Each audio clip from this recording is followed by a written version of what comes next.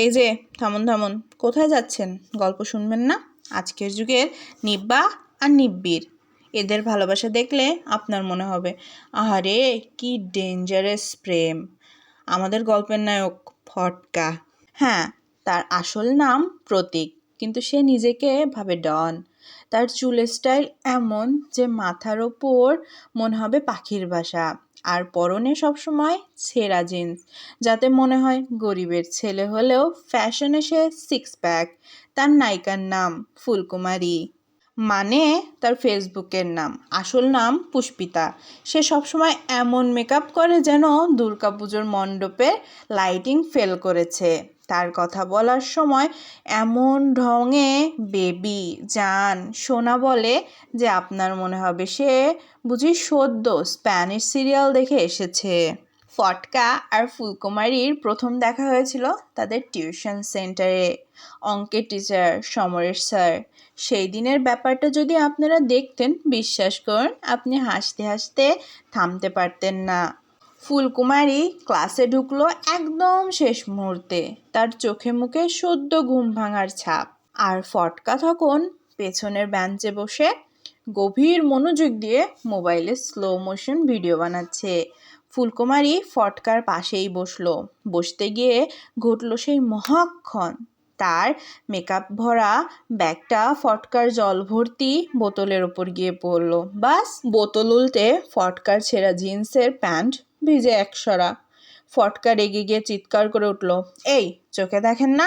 ফুলকুমারী কম যায় না, তার মুখে এমন ক্যাজুয়াল ভাব। Oh sorry, I am really sorry, একটা হিউজ মিস্টেক হয়ে গেল, আপনার প্যান্টটা ভিজে গেল। ইটস ওকে, এই দেখো আমার রুমাল নাও, মুছে নাও বলে সে তার হ্যান্ডব্যাগ থেকে একটা টিস্যু পেপার বের করে দিল। ফটকা তো রেগেই কাই, টিস্যু দিয়ে কী হবে? আমার স্টাইলিশ প্যান্ট, তুমি এর দাম জানো? ফুলকুমারী চোখ মিটমিট করে বলল, হ্যাঁ জানি, আমার নিব্বার জন্য আমি এর চেয়েও ভালো প্যান্ট কিনে দিতে পারি, কিন্তু তোমার এই অ্যাটিটিউডটা কেন, সেটাই বুঝলাম না। বাস, সেই দিনই শুরু হলো তাদের অগ্নিপ্রেম।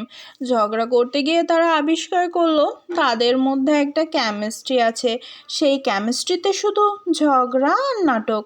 ফটকা পরের দিন ক্লাসে এলো নতুন একটা স্টাইলিশ সানগ্লাস পরে, যদিও তখন মেঘলা দিন। ফুলকুমারী তাকে দেখে একটা চোখ মারলো আর বলল, বাহ, আমার জানকে আজ কি হট লাগছে। ফটকা লজ্জা পেয়ে গেল, জীবনে প্রথম কেউ তাকে জান বলেছে। সে সানগ্লাসটা নামিয়ে ফিসফিস করে বলল, তুমি তুমি কি সিরিয়াসলি বলছো? ফুলকুমারী চোখ টিপে বলল, আমি সবসময় সিরিয়াস বেবি। এখন টিচারের চোখে ফাঁকি দিয়ে আমার নোটবুকটা ছুঁড়ে দাও তো, একটা লাভ সাইন আঁকবো। এটাই ছিল তাদের প্রেমের শুরু। ক্লাস চলাকালীন লুকিয়ে লুকিয়ে চিরকুট বিনিময় করা, অঙ্ক খাতায় মার্জিনের হৃদয়ের ছবি আঁকা, আর টিচার একটু মুখ ঘোরালেই একে অপরের দিকে আই লাভ ইউ স্টিকার সমেত ইমোজি পাঠানো। তাদের প্রেম চলতো 90% অনলাইনে আর 10% অফলাইনে। Online routine: 1. সকাল 8টায় গুড মর্নিং মেসেজ, যেখানে ফুলকুমারী লিখত, good morning my super cute ডান্ডি, আর ফটকা রিপ্লাই দিত, গুড মর্নিং মাই বাবে, তুমি না থাকলে আমার দিনটা শুরুই হয় না। আসলে এর 5 মিনিট আগেই ফটকা তার বন্ধুর মেসেজের রিপ্লাই দিচ্ছিল। দুপুর 2টা, লাঞ্চের ছবি পোস্ট করা। ফটকা রাতে ডিম আর ভাত, আর ক্যাপশন, মিসিং মাই লাভ, এই লাঞ্চ তোমায় ছাড়া অসম্পূর্ণ বেবি।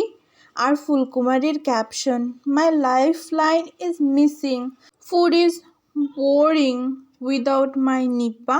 আসলে ফুলকুমারী তখন বাবার কাছ থেকে লুকিয়ে লুকিয়ে রসগোল্লা খাচ্ছিল। সন্ধ্যা 7টা, ব্রেকআপের নাটক।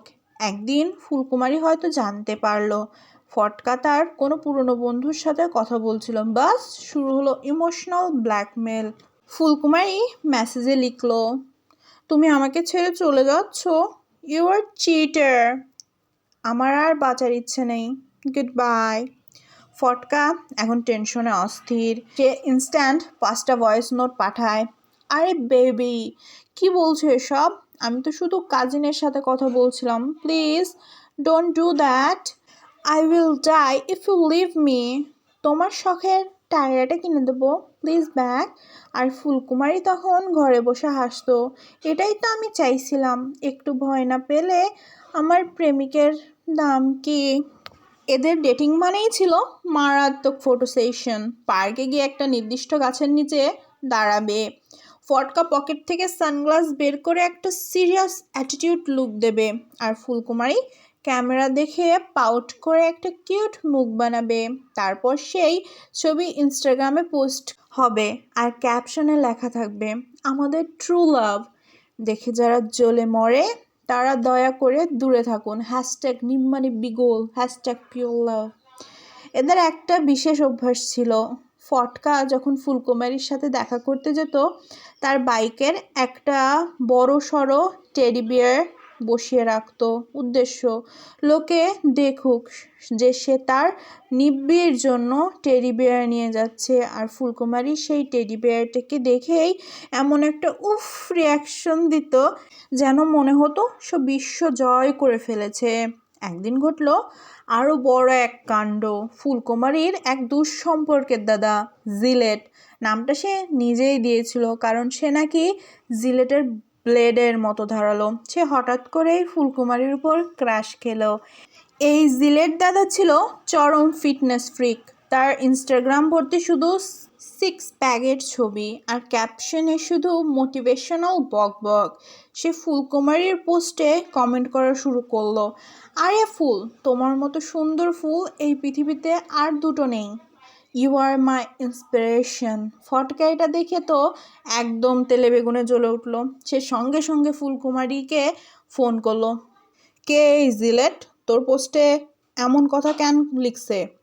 ফুলকুমারী হাসি চেপে বলল, আরে বাবা, সে তো আমার জাস্ট দাদা, তুমি কেন টেনশন করছো মাই রকিং স্টার।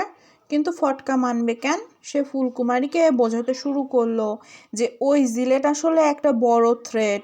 ফটকা বলল, আমি ওকে দেখব, আসল নিব্বা কে। পরের দিন ফটকা জিলেটকে টক্কর দিতে এক নতুন অ্যাকশনে নামলো।